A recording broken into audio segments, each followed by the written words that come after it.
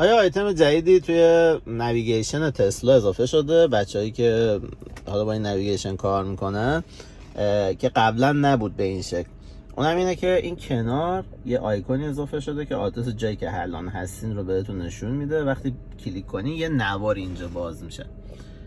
این نوار کنار یه سری آپشن‌های جالبی داره. اونم اولیش اینه که وقتی بزنین کل نویگیشنتون به صورت عکس در میاد. یعنی دیگه حالت دو بعدی نداره. مثلا این جایی که هستیم رو شما میتونید به صورت تصویری ببینید.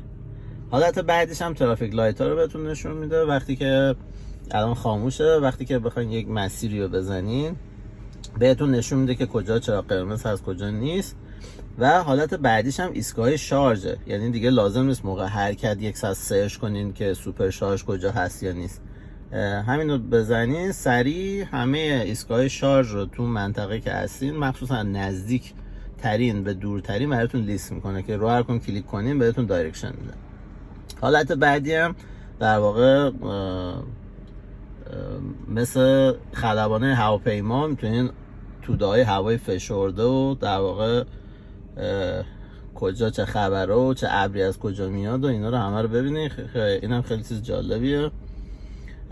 حالت بعدی هم حالا اینو قطعش کنم. حالت بعدی هم میتونید شما نقشه‌تون رو به صورت 3 بعدی در بیارید.